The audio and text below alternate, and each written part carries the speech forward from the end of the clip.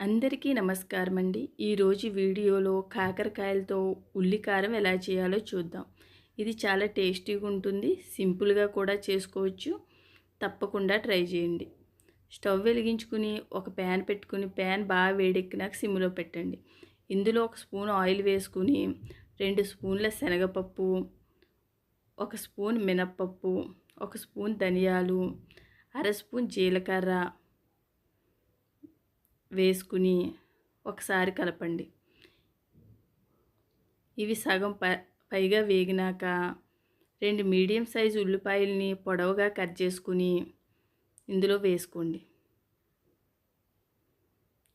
5 ఎల్లుల్లిపాయలు పొట్టు తీసినవి వేసుకుని కొద్దిగా చింతపండు వేసుకుని ఉల్లిపాయలు వేగడానికి చిటికెడు వరకు సాల్ట్ వేసుకుని వేయించుకోండి.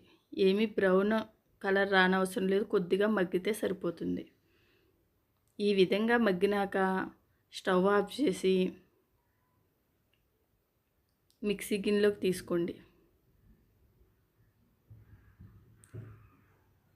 దీంట్లో ఒక అర స్పూన్ వరకు సాల్ట్ వేసుకుని మిక్సీ పట్టుకోండి. మరీ స్మూత్గా కాకుండా మరీ బరకగా కాకుండా మిక్సీ పట్టుకోండి. ఈ విధంగా పావు కిలో కాకరకాయలని ముందుగానే కడిగి తీసుకుని వీడియోలో చూపించిన విధంగా మందంగా కాకరకాయలను కట్ చేసుకోండి. మరీ సన్నగా కట్ చేస్తే వేగినాక విడిపోతాయి.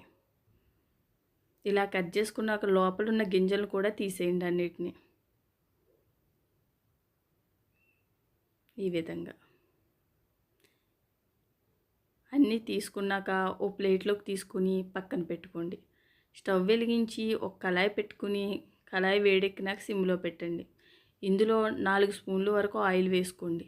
కొద్దిగా ఆయిల్ అయితే ఎక్కువే పడుతుంది.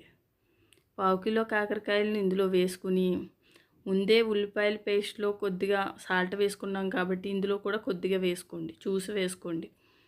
అర స్పూను పసుపు వేసుకుని ఒకసారి కలుపుకున్నాక మూత పెట్టి సిమ్లో వేయించుకోండి. మధ్య మధ్యలో మూత తీసి కలుపుతూ పూర్తిగా కాకరకాయలు వేగే వరకు వేయించుకోండి. ఈ విధంగా కాకరకాయలు వేగినాక ఒకసారి కలుపుకొని ముందుగా రెడీ చేసుకున్న ఉల్లిపాయ పేస్ట్ను ఇందులో వేసుకుని 1 స్పూన్ కారం వరకు వేసుకోండి. మిక్సీ వేసినప్పుడే కారం కూడా వేసుకొని మిక్సీ వేసుకోవచ్చు.